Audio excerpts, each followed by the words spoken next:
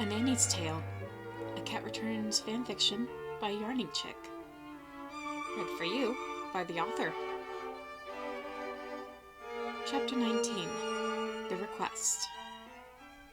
Hashi, can you get some more water? Haru asked, passing back an empty watering can while taking the full one that her dear brother gave her. The human boy turned on his heel and ran out of the beautiful greenhouse made of tinted glass to the stone well 30 paces from it. He carefully moved the bucket into the well and then dropped it, allowing the bucket to soar downwards until making a faintly audible splash. The dark lad moved to the handle at the side of the well and began cranking the bucket back up. Just as he eased the bucket onto the side of the well, a familiar hand gripped his shoulder, making the boy wheel around fast in surprise with one raised arm ready to attack. But it was only Baron, who caught the arm almost like a reflex. He grinned at the human boy, a soft chuckle issuing from his throat. "My apologies if I frightened you, Hashi." What? Oh no, it takes more than that to frighten me," Hashi said aloud, though his heart was silently racing. He turned around again to empty the bucket into the metal watering can that he had almost sent down the well. "Of course. Might I ask where your sister is?" the tall employer asked politely. "In the flower greenhouse, sir," Hashi said while carefully taking up the heavy watering can with both hands. But surprisingly, the feline lord took the watering can from the boy's hands. "I'd like to talk to her about something important," Baron all but whispered. "Could you go read a book for a while?" Sure," the boy said dubiously before running back into the house. But as he shut the door behind him, a knowing smirk crossed the human boy's face. Feeling more than a little apprehensive, Baron switched his hold on the watering can to the other hand, and moved on soft feet to the closed door of his favorite greenhouse. Haru must have heard the door open and close, for the click seemed very loud both times to the orange and cream cat. He walked through the simple maze, which was heavily scented with the various blossoms. Baron walked past the corner and stopped short. The human housekeeper, with her feline charges off at school, was very carefully watering a lemon-yellow rose bush, the very last one his wife had been able to plant before her death. After a few seconds, Haru placed the watering can aside and started snipping off the leaves and buds that had a slightly unhealthy brown cast to them and tossing them into a small basket for a later disposal. After she was done, the slim brunette moved on to the next one. After 3 more rose bushes, Haru suddenly stiffened and looked behind her. Baron stiffened as well, wondering why he had been staring at her for so long. She smiled politely from behind her impossibly thick glasses, although a twinge of nervousness showed through the gesture, and bowed. "Hello, Baron. Is that for me?" Suddenly the tawny feline remembered the watering can that was still hanging from his hand. Yes, actually." He walked forward enough to hand it to her, and she took it with a smile. "Miss Gachi finished the dress today, so everything's looking good for Yuki's little surprise." "That's wonderful," Baron said, trying to remember the exact reason he had hunted her down this time. Why had his mind suddenly gone blank like this? He sent Hashi into the house for a reason. Oh, right. "I wonder if it might be possible to ask a small favor of you, Haru." She sharply looked up at him, with one eyebrow rising from behind her glasses, and set the watering can on the nearby table. "What kind of favor?" she asked politely. Baron took an extra breath for courage, although he wasn't entirely sure as to why he needed it here instead of on another dangerous mission. "Would you mind accompanying me to Loon's ball?" Both of the human girl's fine dark eyebrows shot up from behind her glasses. "Excuse me?"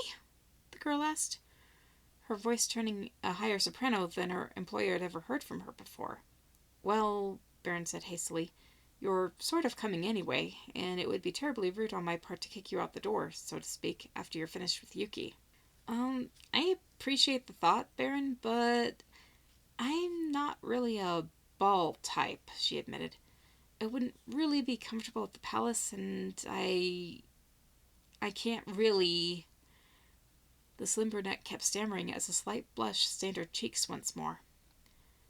Her employer sighed a bit. "I'll admit to having an ulterior motive, Haru.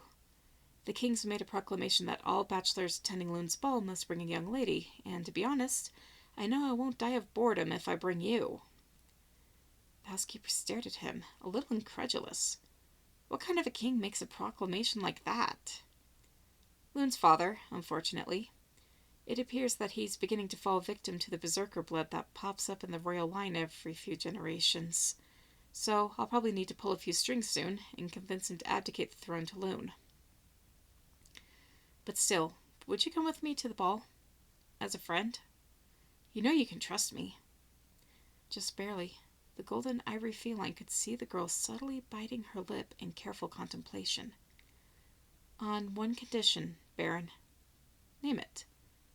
Don't ask me to dance, and back me up if anyone else asks. The tawny cat cocked his head at her, not quite expecting her to say that. Are you poor at it, Haru? The slim brunette had to bite back a bitter laugh, turning so that she could pick up the watering can and resume her work. Being poor couldn't begin to cover it, Baron. Let me put it this way. My father, the man I love and respect more than anything in the world, tried to teach me for 6 months before he gave up, and 2/3 of that time he spent recovering from wounds I didn't want to end up giving him. And if he didn't have the patience to teach me, I can't think of a single person that could. The tawny half-feline stared at her. 6 months? Haru nodded solemnly, her head hanging slightly between her shoulders in shame. That's right. Mother insisted that he stop trying to teach me before he became permanently damaged. Baron started shaking his head in denial. There is no possible way that you could be that clumsy, Haru. Well, I am, at least on the dance floor. With how well you fight? The watering can crushed the floor, spilling the fresh well water as a deadening silence filled the greenhouse. As slow as eternity, the human girl turned around to stare at her employer, who had one hand up to his mouth in shock. He had obviously not meant to ask that last question. You knew? She whispered in horror. Baron blinked once and then lowered the hand while nodding firmly. I've known for quite a few months, Haru. I've watched you fight your brother on a number of mornings when you thought everyone was asleep. Her heart turned cold as ice. And you never said anything? She whispered shrilly. The orange and green cat nodded. I figured you would tell me the truth when you were ready. So tell me, how is it you can possibly manage to maim someone you obviously care for deeply without meaning to by dancing, when you can fight with such liquid grace? Haru turned a bright red and looked down at her feet. Well, it's a long story. Baron smiled softly and pointedly leaned against a table covered with pots of roses. I have the time for it. The slim brunette took a deep breath for courage. My father was raised as an elite mercenary. Everyone in his forefathers' ancestry, for more generations than we can track, fought and killed for gold, but after my father got enough to retire on, he quit and moved to a remote village in the mountains, where he used the money to build a bookshop and marry a nice girl so they could raise a family, because he didn't enjoy killing people and he had always been fascinated by knowledge.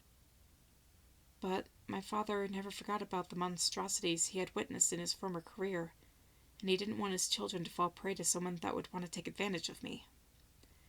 I started my training when I was 4, but Father didn't think about teaching me to dance until I had started noticing boys.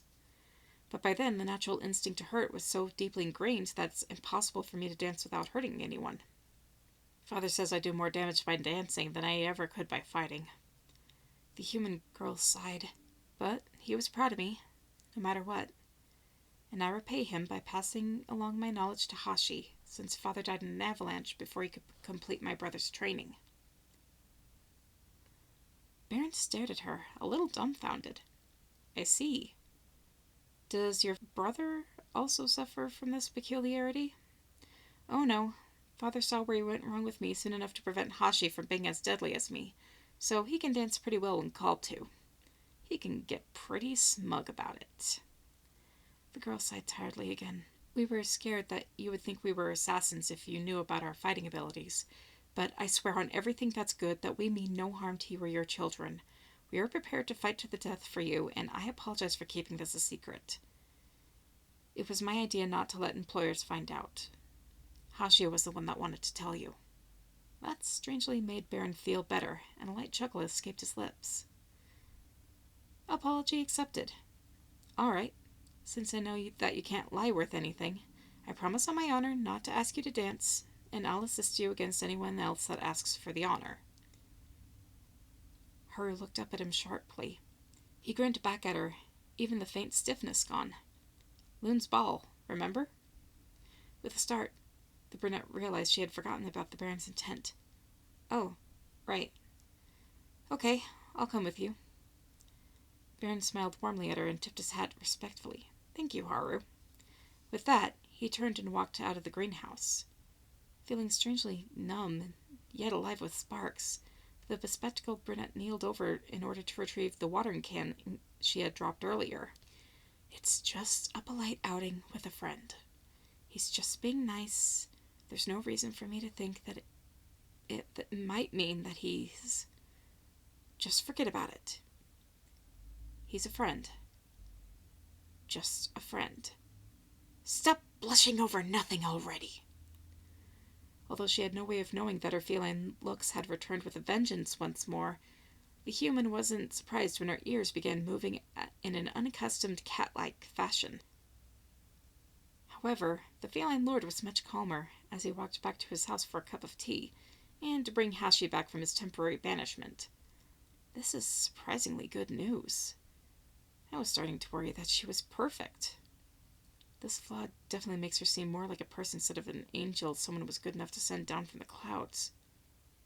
Without warning, he stopped dead in his tracks, his mouth agape with shock. Wait, since when have I thought of her as an angel?